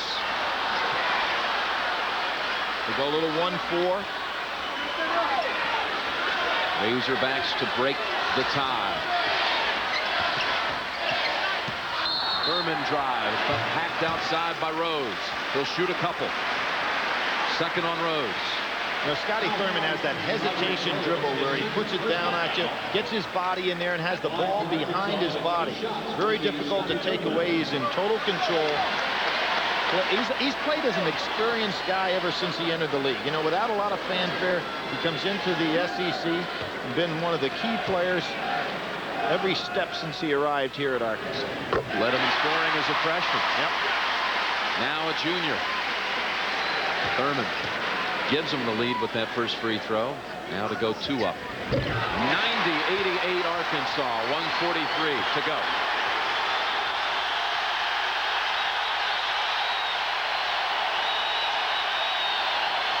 Both teams doing a lot of the same things.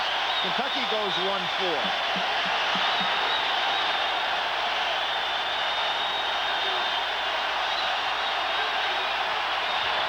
Rhodes, jumper, ties it at 90. Sensational play by Roderick. There's that slashing ability that he has. 1:15 on the clock. 90-90. Arkansas, with its confidence so shaken in recent weeks, really needs this lift today. What a key possession this is. Williamson doubled up. Somebody's open. McDaniel on the baseline will shoot 2.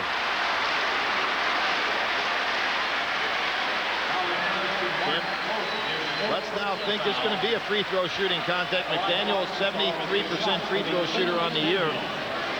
But as a team, Arkansas is shooting 66%. 4 against Pope. Now the senior from Tulsa, Oklahoma. That's another real good judgment by Williamson. Realized he was being double teamed, looked for the open man and hit him.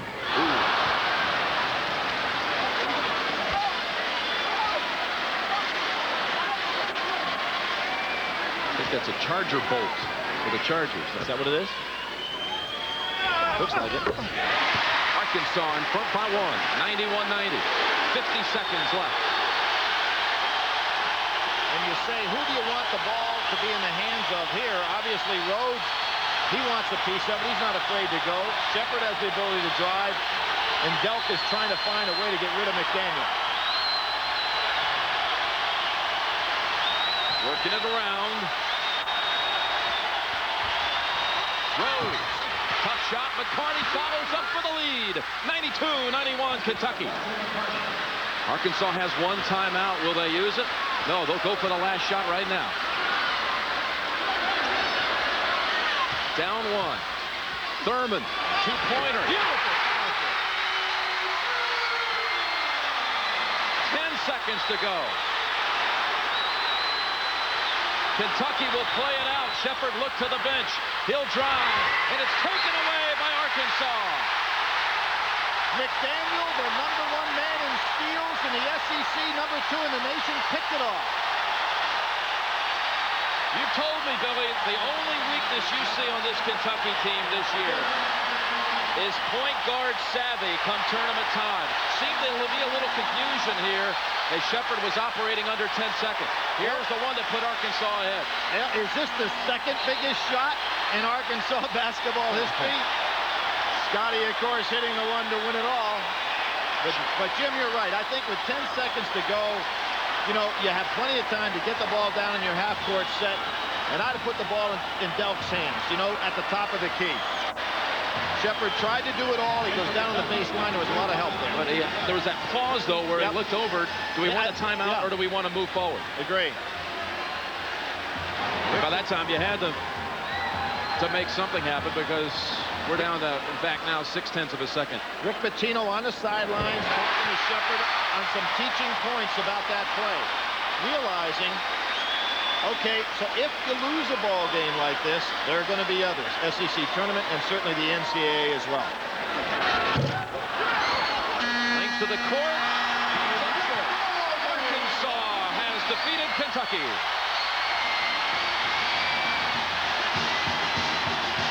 We see Scotty Thurman hit another game winner.